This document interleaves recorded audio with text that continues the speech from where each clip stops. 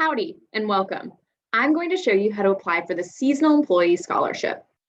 First things first, you'll head to bigtex.com/scholarship and it will take you to this landing page. From there, you'll want to scroll down until you see the first button that says Apply for a New Scholarship. We're going to click that and it will take us to the application portal. So now you're going to click Sign Up and you'll create an account. Be sure to use an email address that you have access to and you check regularly.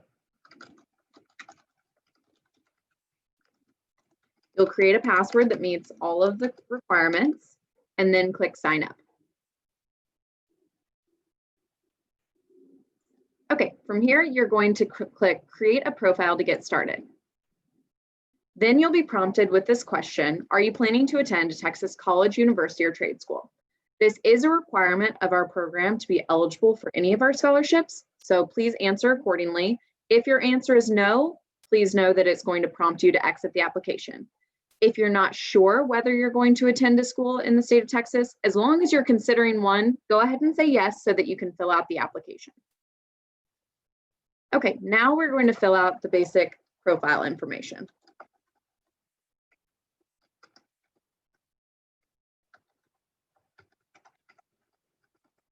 Again, be sure to list an email address that you'll have access to after high school and that you check regularly. I'm going to go ahead and put the fair's address. There's a drop down for all of the counties, or you can type. Select Texas as well. And then you'll have a few more drop downs to answer. And last, you'll enter your birthday. Once you've completed those, you'll click Create Profile. You can always come back and edit this page if any of this information changes. And if you need to do that, you'll just come right back up here and click Edit. Okay, now we're going to click the Get Started card. That takes us to this page that then shows us the application portion as well as the letter of recommendation. So let's start with the application. Click Open, and then it will bring you here. We have listed all of the different opportunities under the Big Tex Scholarship Program. For this video, I'll be showing you how to apply for the Seasonal Employee Scholarship. So you'll continue scrolling and you'll answer this first question by selecting Seasonal Employee. Then that will ask you to confirm whether you're a seasonal staff member or the dependent of one. So to be eligible, you'll click yes.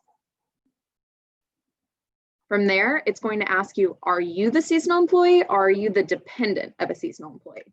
So first, let me show you how you would fill this out if you're the seasonal employee. So we'll start by filling out all the seasonal employee validation. So how many hours did you work during the most recent fair? I'm going to say 30. What department? I'm going to say Gates. And then your employee ID number. This you could find on one of your old pay stubs, or you could contact HR@bigtex.com if you don't know what it is. I'm going to go ahead and type a random number. The number of years that the employee has worked seasonally for the fair. I'm going to say 5. List the full name and phone number of a seasonal employee's supervisor or booth manager. I'm going to list my manager.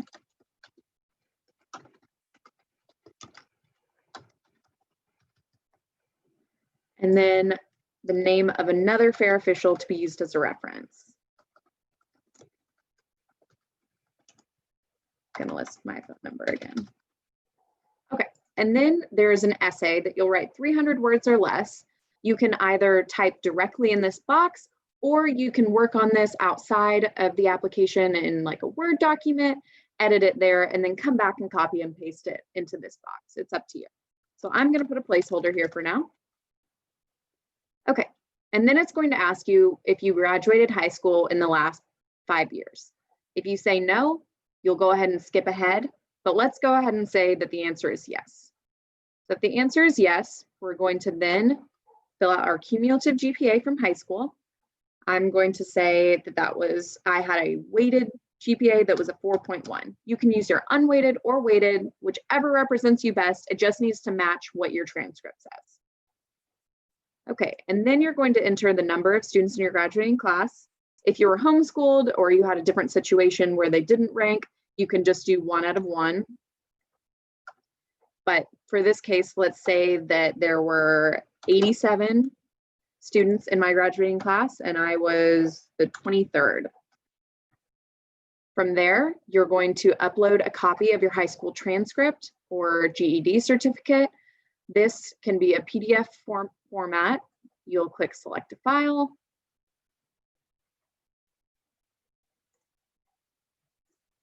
I'm going to go ahead and upload a random document.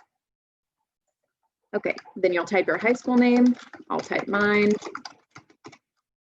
Your high school phone number. You can Google this, but I'm just going to go ahead and enter mine. Your high school principal's name. I'm going to type my name as well.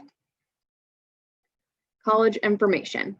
So now you're going to select your top choice of Texas school. I'm going to say mine is Richland College. Have you been accepted yet? Doesn't matter either way, but just let us know. I'm going to say not yet. Then you're going to select your intended major or field of study. It's okay if you don't see exactly what you're planning on majoring, just choose something close. I'm going to say biology. Okay, then that brings us to the household information section. We ask that you first fill out the FAFSA student aid report, and then you'll have some of these pieces of information. So you select your parent or guardian. If this doesn't apply to you, just go ahead and select special circumstances or other. For this particular situation, I'm going to select mother. If you need to select more than one, just be sure to click control and you can select more than one. Okay, so then you can list your parent or guardian's occupation. These questions are optional. I'm going to go ahead and fill out one. Then you need to list the total number of dependents reliant on your parent or guardian. If this is 0, doesn't apply to you, just click 0, no big deal. If you need an actual number, you can ask your parent or guardian what they put on their taxes, or for an example, say I had 2 younger siblings and myself that relied on my mom. So that would be 3. You do not include parents or guardians in this number. Okay, now I need you to upload a copy of your FAFSA student aid report. You should be able to download this directly from FAFSA.com. You'll click your PDF. I'm just uploading a random one. And then you'll be at the test score information section. This year, the Big Tex Scholarship Program has implemented a test optional policy because of COVID-19. This means that you do not have to upload your SAT or ACT scores if you are unable to take them. It also means we will not be using this information in our formal scoring process. If you would like to upload your SAT or ACT information, you are welcome to do so.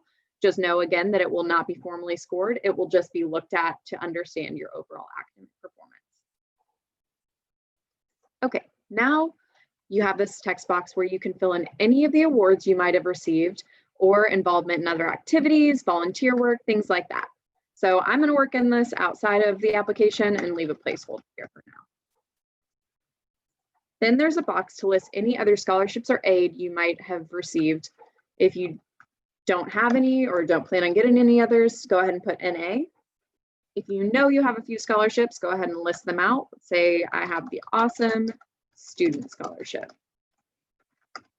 And let's say that that's worth $1,000 per semester.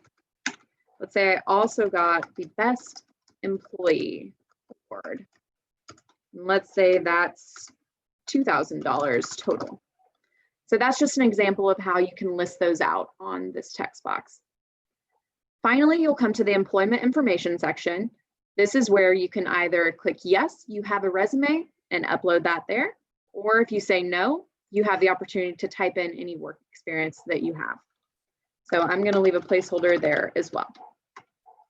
Okay, at this point, you can always click Save Draft if you know that you need to come back and fill in some of these placeholders, things like that. You can also mark it as complete when you're ready. But for this instance, I'm going to take you back up and show you what differences there are if you're applying as the dependent of a seasonal employee. So let's go ahead and switch that as if we're applying as a dependent. It's going to pop this question up that will ask you what your relationship is to the seasonal employee. I'm going to say I'm the foster child. These are the eligible dependents. If you select none of the above, you will not be eligible. You'll see the same seasonal employee validation questions. You'll want to work with the seasonal employee that you're related to directly to answer these questions and get the correct information. But of course, the essay will be your words, not the seasonal employees. Okay, from there, it is still all the same information that we just saw.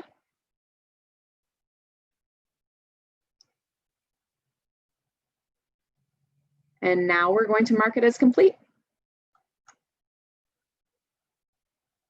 Okay, so now that we've completed the application, it shows in green that it is complete, but we still need to take a look at the letter of recommendation. So let's click open, and you'll come to this page.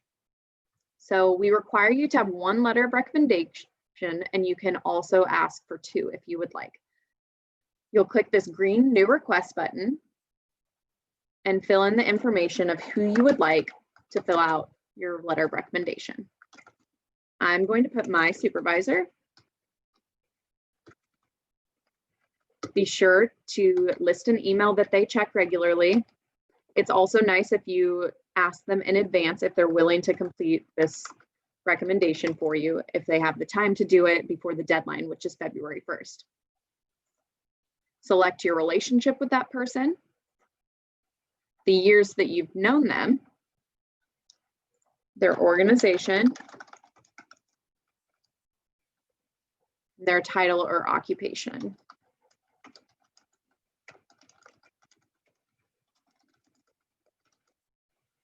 And then you can insert a note to the recommender if you'd like. So I'm going to send a note to Carissa saying, this is the recommendation I mentioned to you. Thank you so much again for completing.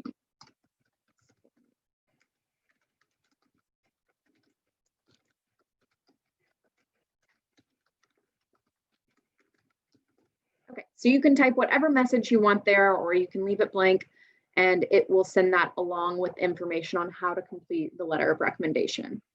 So we can either save this as a draft if we're not ready, or if we need to make sure we have the right email or something, or go ahead and click send. Once you click send, then you will see it come up here on this page, and it will tell you when you sent it. You'll be able to remind them or view the information or delete it if you decide you'd like to ask somebody else and they are not able to complete it anymore. So Carissa will now receive an email that tells her to create an account and to upload the letter directly to this portal. You will not have to do anything else at this point once you have asked them. Then you can click Big Tex Scholarship Program up in the left-hand corner anytime to take you back to this page. Then you can click Application, and that will show you that we have completed both the application and letter of recommendation. And that's it. We hope to see you all apply. Thank you so much.